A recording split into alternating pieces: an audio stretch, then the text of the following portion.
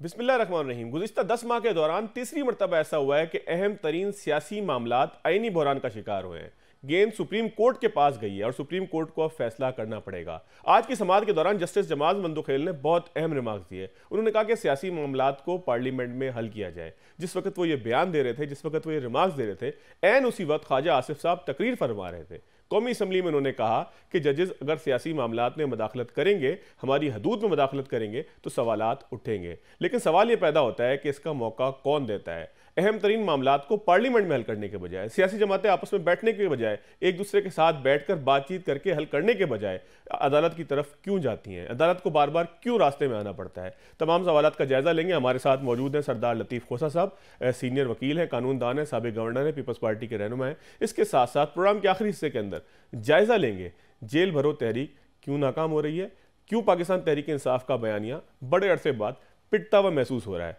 कोई कारकुन, कोई रहनुमा जेल भरो तहरीक के अंदर गुज़िश्ता रोज़ गिरफ्तारी नहीं दे सका। आखिर मामला है क्या? लतीफ़ खोसा साहब से शुरू करेंगे। खोसा साहब, बहुत शुक्रिया आपके वक्त का। खोसा साहब, आपकी खास बात यह है कि हम आपसे कानूनी मामलात की बात भी कर सकते हैं और साथ साथ सियासी मामलात जो उससे मुंसलिक हैं उसकी भी बात हो सकती है। तो सर जी, मैं ज़ाती तौर पर अगर बात करूँ तो एक ऐसा केस था, मेरा एक सिविल मैटर था, मैं सिंध हाई कोर्ट के अंदर फारूक एच नाइक साहब के चैम्बर से, एक जूनियर वकील मेरे साथ था। जब फाइल जज साहब के सामने पेश हुई तो जज साहब ने पूछा कि आप किसके चैम्बर से आए हैं? मेरे जो दो वकील थे उन्होंने कहा कि जी मैं नाइक साहब के चैम्बर से आया हूँ। तो जज साहब ने कहा क्यों, चूंकि मैं नाइक साहब के चैम्बर में काम कर चुका हूँ, उनका जूनियर रहा हूँ, एसोसिएट रहा हूँ, लिहाजा मैं आपका केस नहीं सुन सकता। हालांकि दोनों का, जज साहब का और उस वकील का जो अरसा था प्रैक्टिस का, वो बड़ा मुख्तलिफ था। तो मैंने तो ये सूरत हाल भी अदालत में देखी है कि बगैर किसी वजह के अगर कोई फरीक जो है वो ये आवाज़ उठा दे कि जी मुझे जज साहब मैं केस आपके पास नहीं लगवाना चाहता, मैंने कई केसेस में ऐसे देखा, तो जज साहिबान जो है वो उस बेंच से अलग हो जाते हैं। तो ये जो रिवायत है कि जज के ऊपर एतराज़ हो रहा है, जलसों में भी एतराज़ हो रहा है, अब तो तहरीरी तौर पे भी एतराज़ हो गया, उसके बावजूद भी जजेस जो है वो बेंच से अलग नहीं होते। अगर आप इसको अखलाकी एतबार से देखें, कोर्ट के मुख्तलिफ प्रोसीडिंग्स के एतबार से देखें, तो ये कितना मुनफरिद है? देखें, एक पोलराइज्ड सोसाइटी में जो जिस कदर अब हमने कर ली है, हमने तमाम कदरों को पामाल करके हवा में बखेर के फेंक दिया है। हमारी जो बदकिस्मती से जो हमारी अशराफिया थी, जिन्होंने इखलाकियात का दर्स देना था और कौम के लिए एक मशअल राह बनना था, अब हम एक दूसरे के गरेबान पकड़ के गालम गलूच के ऊपर उतर आए हैं।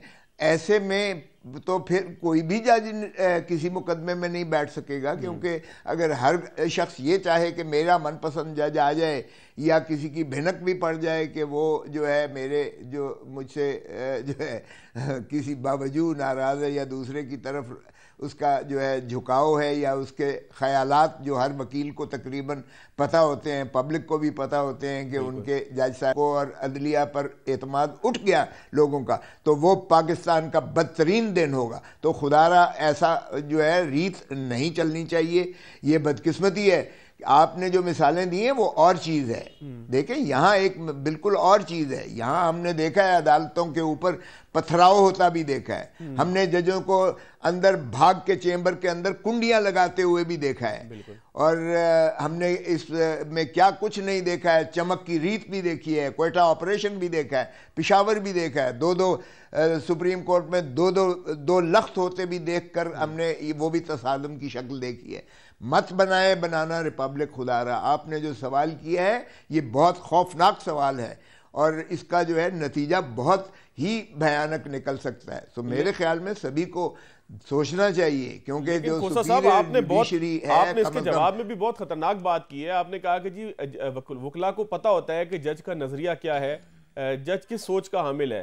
तो अगर वकला को ये पता लग जाए कि जिस जज के पास वो पेश हो रहे हैं वो किस नजरियात का हामी है, किस सोच का हामी है, तो इसका मतलब फिर ये कि इंसाफ के तकाजे पूरे नहीं हो रहे। नितात तो यहां पर भी आ गया। जी नहीं, देखें, कानून इतना वाज़े होना चाहिए, इतना साफ होना चाहिए कि पब्लिक को भी पता हो कि मेरे ये हकूक हैं। और जजेस के जो नजरियात मैं समझता हूं हैं वो उनकी एक पुख्तगी और उनके तजर्बे का एक परतव होता है जो सामने आता है। सो इसलिए जजेस को जब हम लोग अपनी वकालत एक ऐसा कॉम्प्रिहेंसिव आर्ट है कि अगर जितना भी वकील मेहनत करेगा उतनी ही उसकी नई नई नहज खुलती आएंगी, क्योंकि कानून जो है और ये सोसाइटी जो है और वक्त जो है ये जामिद और साकित नहीं है, एवोल्यूशनरी प्रोसेस है। आइन वही होता है लेकिन उसकी तशरीह में नई नहज वक्त के मुताबिक बदलती जाती है और जजेस को डायनामिक होना पड़ता है। वो डायनामिक होकर उसकी तशरीह को वक्त के मुताबिक और अवाम की उमंगों और तकाज़ों के मुताबिक, रिक्वायरमेंट ऑफ सोसाइटी के मुताबिक वो उसकी इंटरप्रिटेशन करते हैं। अब इसमें तो कोई ऐसा लंबा रॉकेट साइंस है नहीं भाई, इसमें तो ये है कि election not later than 90 days, यही है ना आइन की मंशा। नॉट लेटर देन 90 डेज ना कि असेंबली की तहलील ठीक हुई थी नहीं हुई थी, क्या कोई शख्स किसी ये कर सकते हैं? जी जी यार ये सवाल उठ सकता है भला तहलील अच्छी सी बुरी थी, यानी ये तो फिर आप इमरानी मुआहदा जो आपका आइन है जी जी आप उससे कुछ मावरा तकाजे कर रहे हैं। आइन में सिर्फ ये है कि जिसको वजीर आला या वजीर आजम जब भी चाहें वो जो है मशावरत दे सकते हैं डिज़ोल्व का, सिवाय उस वक्त के जब उनके खिलाफ अदम एतमाद की तहरीक हो। अदम एतमाद की तहरीक निपट जाने तक वो अपना हक ये इस्तेमाल नहीं कर सकते। और उसके अलावा तो उनको जो है आइन में लिखा हुआ है, किसी वजूह को बयान करने की ज़रूरत नहीं है वजह। अगर वजह ही देखना शुरू कर दें अदालतें तो फिर तो अल्लाह ही हाफिज है, फिर तो आप पैरामीटर स्पेल डाउन कीजिएगा। आइन में ही अगर स्पेल आउट कर दें कि जी अगर ये खामियां या ये वजूहात होंगी तो इन बिना पर वो एडवाइस दे सकता है, वरना एडवाइस नहीं दे सकता। अच्छा, अगर ऐसा होता तो फिर उसकी तशरीह की फिर जरूरत होती, वरना जरूरत नहीं है। डोगर साहब के केस के अंदर जो 2 रुकनी बेंच के सामने जब मामला आया, इलेक्शन कमीशन के सरबराह को बुलाया गया और उसके बाद वहां पर इलेक्शन की तारीख के हवाले से बातचीत शुरू हो गई, उसके बाद एक नोट लिखकर भेज दिया गया चीफ जस्टिस साहब को, तो ये सारा प्रोसेस भी गैर मामूली नहीं था? देखें जजेस के सामने जब भी एक आए और ये बहस के दौरान आप थे वहां, आप थे उस हियरिंग में, डोगर की हियरिंग में। हमने तो मीडिया तो फिर आपको पता होना चाहिए कि वहां ओके फाइन मीडिया ने जो रिपोर्टिंग की आपने देखा, उसमें ये इशू आया। जब ये इशू आता है और सारा आपका मीडिया जो है इस चीज को उजागर कर रहा है कि आईनी तकाजे पूरे नहीं किए जा रहे, एक पिंग पोंग बनाया हुआ है, एक शटल कॉक बनाया हुआ है, वो गवर्नर उधर फेंकता है, चीफ इलेक्शन कमिश्नर गवर्नर को फेंक रहा है, वो एक मजाक बनाया हुआ है। इलेक्शन कमीशन की ये बुनियादी जिम्मेवारी है और आर्टिकल 105 में लिखा हुआ है the governor shall give a date of election. The governor shall, उस पर वाजिब है, लाजिम है कि वो दे। जब एडवाइस आती है और 48 घंटे में खा वो मंजूरी दे चीफ मिनिस्टर की, और अगर नहीं देता deemed to have been dissolve. Deem का मतलब है मैं खुद गवर्नर रहा हूं भाई, मैं खुद ऐसे करता रहा हूं कि मैं समरी रिजेक्ट करता था, लेकिन 10 दिन के बाद जब वो दोबारा आती थी तो वो मैं दस्तखत नहीं करता था, क्योंकि मैं पहले कह चुका, उसे मुस्तरद कर चुका, तो मैं कैसे उस पर कह दूं कि अब ठीक है और पहले मैं गलत था। सो वो जब जाता है तो डीमिंग जब होती है फिर मुतसव्वर होता है कि गवर्नर ने उसको रजा और रगबत दे दी है, बाय फ्लक्स ऑफ कॉन्स्टिट्यूशनल जो है सेल्फ एग्जीक्यूटरी हो जाता है, और फिर एक सेक्शन ऑफिसर उठा के वो in the name of governor लिखता है कि governor is please to so and so, हालांकि गवर्नर ने रिजेक्ट किया होता है या नहीं दी होती समरी, लेकिन चूंकि आइन का तकाजा है वो डीमिंग क्लॉज में आ जाता है। किसी ने पूछा है कि गवर्नर साहब को कोई मुआखजा होता है कि गवर्नर साहब आपने आईनी जिम्मेवारी क्यों अदा नहीं की अपनी, क्यों आपने ना पाकिस्तान बार काउंसिल देख रही है ना उसको ये देख रही है। आप जरा पढ़िएगा 112 आर्टिकल और 105 आर्टिकल और 48 आर्टिकल को मिला के पढ़ें, उस पर गवर्नर किसी का पाबंद नहीं है, बल्कि वो सेल्फ एग्जीक्यूटरी है और वो उस पर लाजिम है, आईनी जो है उसका फरीजा है कि वो तारीख दे, और बल्कि उसके बाद वो केयर टेकर बनाता है, क्योंकि अगर आप उसकी तरतीब देखें तो केयर टेकर उस डेट के बाद उसका जो है आर्टिकल 105 में आता है। तो मुझे समझ नहीं आती है कौन सी रॉकेट साइंस है कि हम उलझे हुए हैं इन चीजों में जो फरोई हैं। 2 चीजों को अगर हम एक साथ आज पढ़ें, एक जो है वो रिमार्क्स है जस्टिस जमाल मंदोखेल के, जिसमें उन्होंने कहा कि सियासी मामलात को पार्लियामेंट में हल करें, उसी वक्त उससे कुछ देर बाद या आसपास ही ख्वाजा आसिफ साहब कौमी असम्बली में तकरीर कर रहे थे। उन्होंने कहा कि जब जजेस हमारी हदूद में दाखिल होंगे तो फिर तनकीद भी होगी, फिर सवाल भी उठेंगे। तो ये दोनों चीज़ों को अगर साथ में लाकर जो है हम समझने की कोशिश करें तो इनेताद तो यहाँ पर भी है ना कि सियासतदान अपने मामलात को पार्लियामेंट क्या किसी टेबल पर बैठ के हल करने को तैयार नहीं है, लिहाजा बार बार तीसरी मरतबा तो जो है वो मुझे गिनने के अंदर बहुत आसानी से आ रहा है। इससे पहले जो है वो 63 की तशरीह थी, उससे पहले जो है वो अदम एतमाद का मामला था, तो सुप्रीम कोर्ट से मामला हल हो रहे हैं। तो अहले सियासत ये भी तो इनेताद है ना कि अपने मामलात को हल नहीं कर पा रहे। यही तो बदकिस्मती है। बिल्कुल मैं आपसे मुत्तफिक हूं, यही बदकिस्मती है। रियासत की जो तारीफ आर्टिकल 7 में देखिए, बाबा शहीद जुल्फ़िकार अली भुट्टो ने जब ये कहा था ताकत का सरचश्मा आवाम है, तो उन्होंने ये करके दिखाया। और आर्टिकल 7 जो आईनी इमरानी मुआहदा है उसमें ये मुंज़बित किया और मुक़्तदिर किया उन्होंने अवाम को। और रियासत की तारीफ जो आर्टिकल 7 में की गई, रियासत की तारीफ अवाम ही के जो मुंतखब ऐवान है उससे मुतरश्शे होने वाली हुकूमतें, सिर्फ ये रियासत है नीचे से लेके ऊपर तक, district government, district assembly, provincial assembly, provincial government, national assembly, वफाकी हुकूमत, ये है रियासत। इसमें ना अफवाज पाकिस्तान है ना इसमें अदलिया है। और आर्टिकल 5 में मुंजबित किया गया कि वफादारी रियासत की यानी अवाम की, और ताबेदारी जो है या उस पर अमलदारी जो है वो आइन पर होगी। इसमें ना हुकूमत है ना इसमें कोई और इदारा है। अरे भाई, हमने रियासत से ऊपर हुकूमत को कर दिया, हुकूमत से ऊपर हमने मुक्तदर हलकों को कर दिया, और उससे ऊपर हमने अदलिया को बिठा दिया। ओ भाई, क्यों नहीं अपना जो है आप अपने मुंतखब ऐवान को जो है बेतौकीर कर रहे हो? क्यों आप अपने मुंतखब ऐवानों में ये मामला तय नहीं कर रहे? सियासतदानों को they have to grow up. अगर आपने आइन पर अमलदारी की होती या करने की नीयत होती तो खुदारा कभी भी ये अदालतों में मामलात न जाते, या जो है न्यूट्रल्स को बार बार इस मुल्क में यलगार ना मारनी पड़ती। खोसा साहब, ये फरमाइएगा कि वज़ीर-ए-आज़म पाकिस्तान ये कहते हैं कि सदर का जो खत है इलेक्शन की तारीख के हवाले से वो गैर आइनी है, गैर कानूनी है। मैंने जस्टिस शाइक उस्मानी साहब को भी सुना, उन्होंने कहा कि जी ये खत इस काबिल भी नहीं है कि इसके ऊपर कोई बात की जाए। इलेक्शन कमीशन अगर इसको रद्दी की टोकरी के अंदर भी फेंक दे तो कोई ताज्जुब नहीं होगा। आप क्या समझते हैं, कानूनी तौर पर उस खत की कोई हैसियत है? देखें, माशाअल्लाह सभी बहुत बड़े ज्यूरिस्ट हैं, मैं तो एक तिफल मकतब हूँ, कानून का तालिब इल्म हूँ।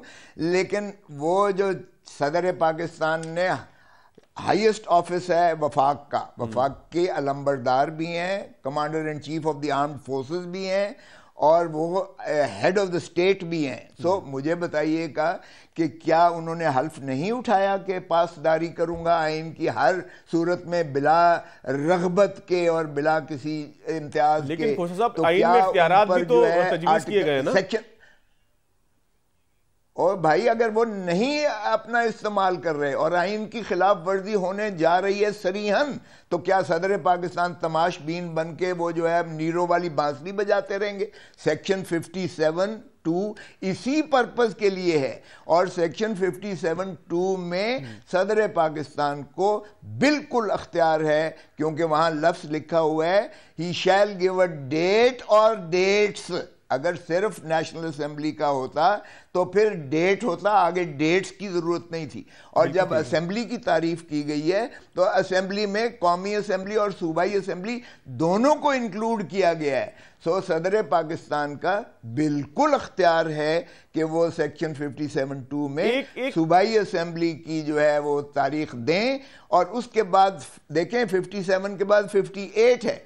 58 में इलेक्शन कमीशन ऑफ पाकिस्तान को शेड्यूल की वेरिएशन जो वो खुद करते हैं कि फलां तारीख को नॉमिनेशन होगी, फलां तारीख को एतराज़ात होंगे, फलां तारीख को फैसला होगा, फलां तारीख को अपील होगी, और वो 45 या 40 दिन का जो प्रोसेस है उसमें वो आगे पीछे रद्दोबदल कर सकते हैं, डेट में नहीं कर सकते हैं। एक आखिरी चीज खोसा साहब मुख्तसर से अगर आप मुझे बता दें कि बेंच की तश्कील हो, 9 रुकनी बेंच हो, 2-3 बीच के सीनियर जजेस को निकाल दिया जाए और उसके बाद सवालात उठे, तो ये भी गैर मामूली नहीं है? देखिए, कभी भी नहीं सीनियर जज को साथ बिठाया, सीनियर प्यूनी जज को बिठाया जाता, क्योंकि उसने उसके बाद चीफ जस्टिस बनना होता है और उसके पास एडमिनिस्ट्रेटिव और बाकी मामलात भी, कि एक ही मुकदमा तो मुल्क में नहीं रह गया कि वो सारे बैठ जाएं, सभी एक मुकदमे को सुनना शुरू कर दें। अरे भाई, अदलो इंसाफ सिर्फ शुरफा के लिए नहीं है, उमरा के लिए नहीं है, अब बड़े हुक्मरानों के लिए नहीं है, असल तो अवाम के लिए है। और पाकिस्तान की जो है अवाम बेचारी बिलक रही है। बहुत शुक्रिया लतीफ खोसा साहब, बहुत शुक्रिया आपके वक्त का। बहुत तफसील के साथ आपने सियासी, आईनी मामला, तमाम चीजों के ऊपर बात की। एक ब्रेक लेंगे, ब्रेक के बाद दोबारा ब्रेक के बाद खुश आमदीद। लाहौर से जेल भरो तहरीक में तकरीबन 70 के करीब गिरफ्तारियां हुई। पेशावर से कोई गिरफ्तारी नहीं हुई। पिंडी का नंबर अभी तक हमारे पास पहुंच नहीं चुका। फरूख हबीब साहब हमारे साथ मौजूद हैं, क्योंकि बहुत सारे सवालात जेल भरो तहरीक पर उठ रहे हैं कि ये तहरीक सिर्फ नुमाइशी है, दिखाने के लिए है, अलामती है या हकीकी है।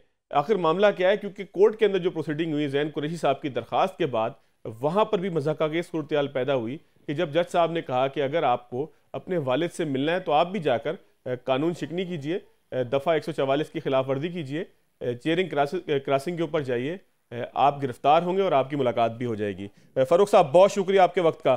फ़ारूक साहब, तहरीक का स्टेटस क्या है? ये अलामती है, हकीकी है? जेल वाकई भरने हैं? अगर भरने हैं तो पेशावर से कोई गिरफ्तारी क्यों नहीं हुई? लाहौर से 200 अफराद की गिरफ्तारी क्लेम की गई थी कि होनी चाहिए, लेकिन 70 के करीब की गिरफ्तारी हुई। कहां पर रुकावट आ रही है गिरफ्तारियों के लिए? देखिए, पहले तो आप एक चीज को ये समझ लें जो बड़ी इंपॉर्टेंट है। ये जेल भरो तहरीक जो है, ये बतौर एहतजाज है। बतौर एहतजाज इस इम्पोर्टेड हुकूमत के खिलाफ है। उसके दो बुनियादी नुक्ते हैं। एक है महंगाई, जो आज हालिया फिगर्स महंगाई के आए हैं वो आपके इल्म में होने चाहिए। 40% महंगाई हो गई है अशिया जरूरिया की 10 माह में। ये हुकूमत महंगाई कम करने की, लेकिन इमरान खान के दौर में 60 रुपए किलो था, आज 160 रुपए किलो दस्तियाब नहीं है। 150 रुपए लीटर पेट्रोल आज 272 रुपए में मिल रहा है। 176 वाला डॉलर 276 रुपए में दस्तियाब नहीं है। बिजली महंगी, गैस महंगी।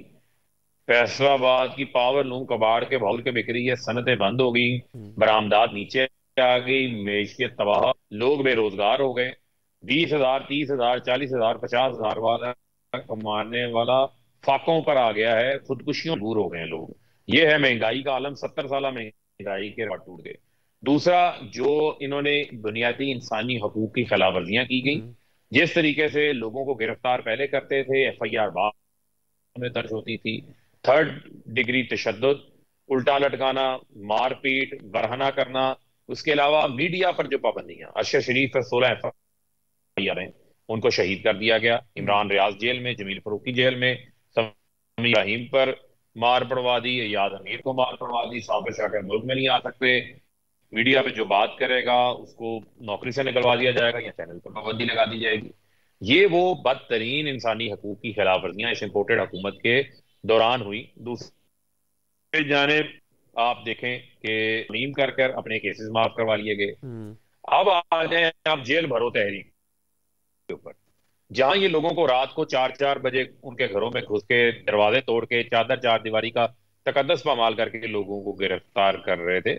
हमने कहा कि हम वॉलंटरली रजाकाराना तौर पर बतौर एहतजाज आप महंगाई और इस गैर मावराए कानून, मावराए आइन पॉलिसीज के खिलाफ गिरफ्तारियां देंगे। 90 रोज में इंतखाबात नहीं करवा रहे, आप भाग रहे हैं, आइन की बालादस्ती से भाग रहे हैं, हम गिरफ्तारियां देंगे। लाहौर से उसका आगाज हुआ। शाह महमूद कुरैशी, असद उमर, आदम सवाती, वलीद इकबाल, उमर चीमा समेत हमारे 700 कारकुनान को गिरफ्तार किया गया। और ये मैं आपको बात बताना चाहता हूं कि उसके बाद बहुत सारे हमारे कारकुनान को इन्होंने जेलों में जगह नहीं थी, थानों में जगह नहीं थी, इन्होंने उनको खुद रिलीज किया, जिसके बाद 70-80 के करीब हमारे लोगों की गिरफ्तारियां डाली। अगर ये खौफजदा नहीं थे तो उनको कोट लखपत जेल से किसी को अटक भेज रहे हैं, किसी को रहीम यार खान भेज रहे हैं, किसी को आप भक्कर भेज रहे हैं, लैया भेज रहे हैं, असद उमर को आप राजनपुर भेज रहे हैं, तो किस चीज का खौफ है? और ये कहने को तो ये निगरान हुकूमत है, लेकिन निगरान हुकूमत तो लग रहे हैं कि जनाब इसको फलानी जगह में फेंक दो, इसको फलानी जगह में फेंक दो। खिलाफ वर्जी 144 की हुई है, लेकिन आप 3 MPO में लोगों को अंदर डाल रहे हैं, कोई फर्क नहीं पड़ता। पेशावर में इनकी जरूरत नहीं हुई, हजारों लोग निकले, किसी को इन्होंने गिरफ्तार नहीं किया। आज गिरफ्तार हो चुके हैं।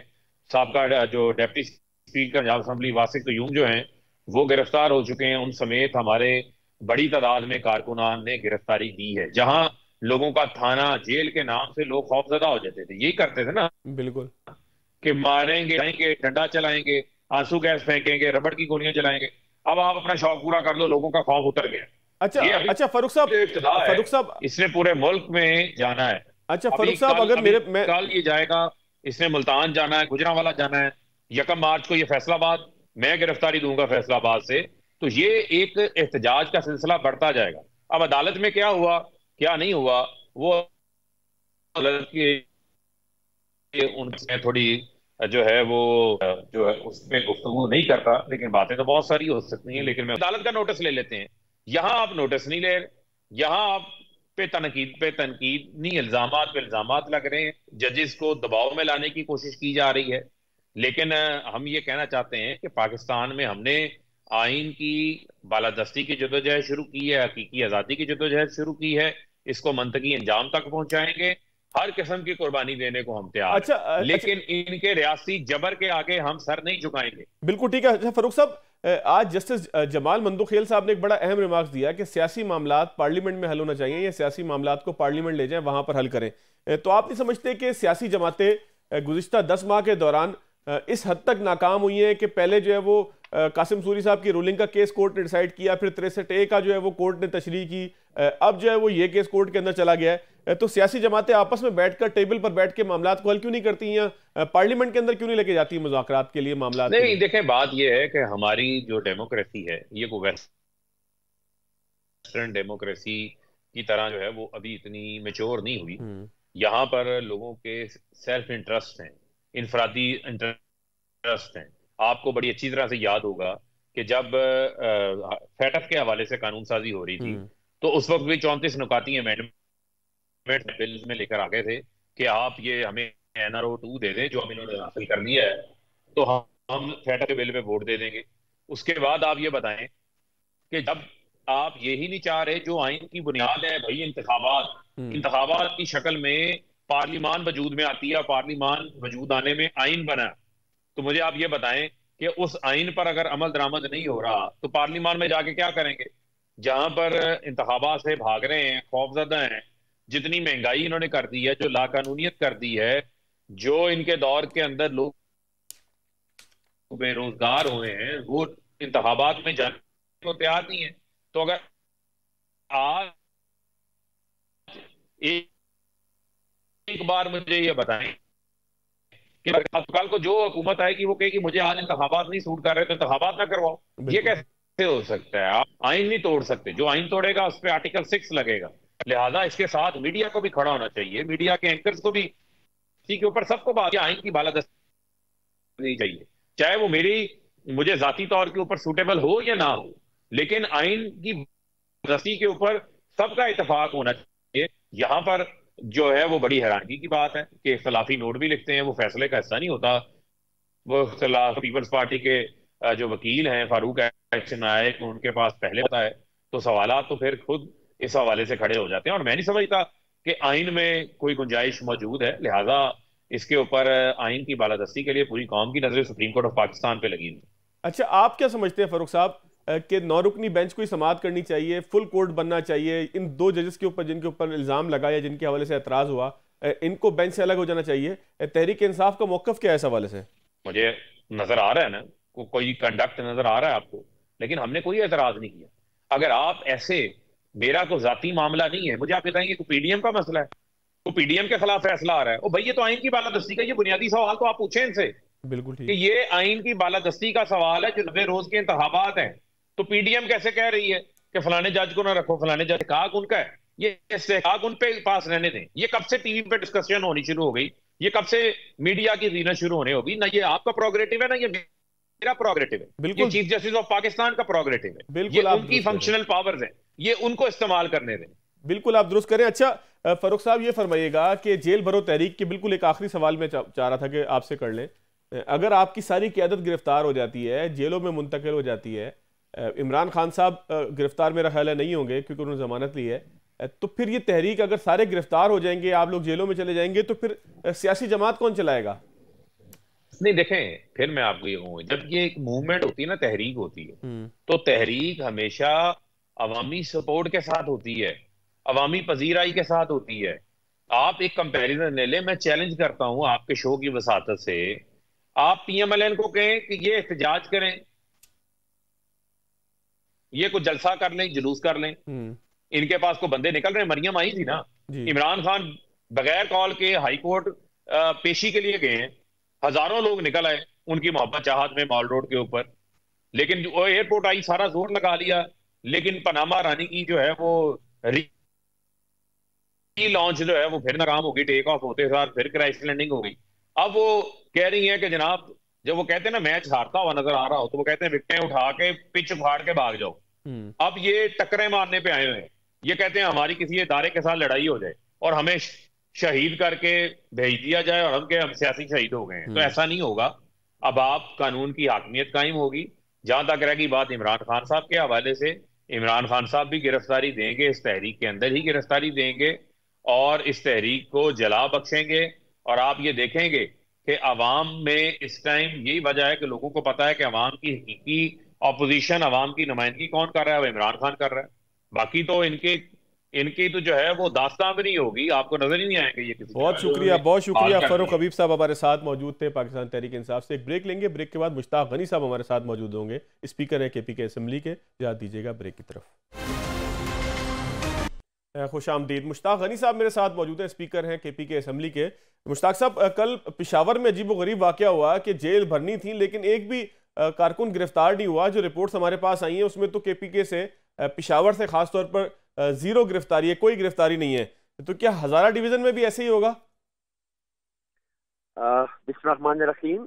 देखें, पेशावर में कल जितने लोग निकले और गिरफ्तारियां भी हुई हैं, हमारे एमपीएस जो हैं अरेस्ट हुए हैं, और हजारा में भी सारे लोग बाहर बैठे हैं। अपने अपना नंबर आएगा, हमारा एबटाबाद में अपनी डेट अनाउंस होनी है मरकज की तरफ से, और हमने अभी तक कोई 2500 के करीब लोग रजिस्टर किए हुए हैं।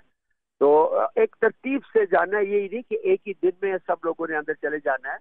कुछ अंदर जाएंगे, कुछ बाहर रहेंगे, बाहर फिर वो मैनेज करेंगे नेक्स्ट डेट के लिए, एंड ग्रेजुअली ये प्रोसेस चलता रहेगा। तो इंशाल्लाह एबटाबाद आप देखेंगे, मैं खुद फ्रंट से लीड कर रहा हूँगा और पहली गिरफ्तारी एबटाबाद से मैं खुद दूंगा इंशाल्लाह। अच्छा मुश्ताक गनी साहब, ये आवाज क्यों उठ रही है कि ये अलामती जेल भरो तहरीक थी, इसमें वाकई गिरफ्तारियां नहीं देनी थी, इसमें जो है वो सिर्फ अलामती तौर पर प्रिजन वैन में बैठना था फिर बाहर आना था? लाहौर में भी ऐसा हुआ, केपीके के अंदर, पेशावर में भी हमने देखा कि ऐसा हुआ। तो पॉलिसी क्या है? ये अलामती मामला है कि एक जलसा होगा, एक जुलूस होगा, लोग जमा होंगे, उनमें से कुछ लोग जो है वो गिरफ्तारी देने की कोशिश करेंगे, जेल के बाहर जाकर बैठेंगे और फिर खत्म हो जाएगा, या ये वाकई जेल में जाना है सबने? ऐसी बात कोई नहीं है। ये एक पुरअमन एहतजाज का तरीका है और हम अपने अपने टर्म पे हर डिस्ट्रिक्ट जो है, हर सिटी वो कर रहे हैं, फिर दोबारा रिपीट होगा। और ये जेल भरने हैं हमने इंशाल्लाह। ये नहीं कि हमने जेल में जाके बाहर निकल आना है, हमने जेल भरने हैं उस वक्त तक जब तक ये इम्पोर्टेड सरकार इंतखाबात का ऐलान नहीं करती। लेकिन मुश्ताक साहब, मसला ये हो रहा है कि जो लोग गिरफ्तार हुए हैं वो बाद में अब कह रहे हैं कि जी जैन कुरैशी साहब पहुंच गया अदालत में। आज एक बड़ा कहा उस वक्त बरामद हुआ कि जब कहा गया कि जी मेरे वालिद से मिलने नहीं दिया जा रहा। फिर कुछ लोगों की इतलाई है कि वो कहते हैं कि जी सहूलियात नहीं मिली। तो जेल भरना इतना आसान तो नहीं है कि सहूलियात भी सारी मिलें और इसको गिरफ्तार करें, इसको ना गिरफ्तार करें, पिक एंड चूज हो। तो आप कारकुनान तैयार हैं ज़हनी तौर पर? देखिए, जेल में जो लोग हमारे जा रहे हैं ये कोई मुजरम नहीं है, ये तो एक एहतजाज के तौर पे जा रहे हैं। अब जेल में जो अवेलेबल सहूलियात है वही मिल सकती है। जाहिर है कोई ये डिमांड नहीं कर सकता कि मुझे कोई एक्स्ट्रा ऑर्डिनरी दी जाए, लेकिन कम से कम उनके साथ वो मुजरमों वाला सलूक नहीं होना चाहिए। जैसे अब एक हमारे साथी कह रहे थे कि हमें वॉशरूम तक जाने की इजाजत नहीं दी जा रही। तो इस तरह की चीजें जो है ये फस्तायत की इलामत है। और मैं आपको बताऊं कि ये मार्शल आर्ट दौर में भी इस तरह की चीजें नहीं हुई, और जो इस सपोर्टेड सरकार के दौर में हो रही है, ये ह्यूमन बीइंग है, लोग हैं, इंसान हैं, वर्कर्स हैं, पढ़े लिखे लोग हैं। अगर ये एहतजाज के तौर पे जेल में जा रहे हैं तो इसका ये मतलब नहीं है कि आप उनको और चक्की में लगा दें और उनसे आटा बनवाना शुरू कर दें और उस तक चीजें करें। सियासी कैदी होता है और उसका एक प्रिविलेज होता है जेल के अंदर। चले, बहुत शुक्रिया। मुश्ताक गनी साहब हमारे साथ मौजूद थे। आज के प्रोग्राम से इतना ही, याद दीजिए। अल्लाह हाफिज।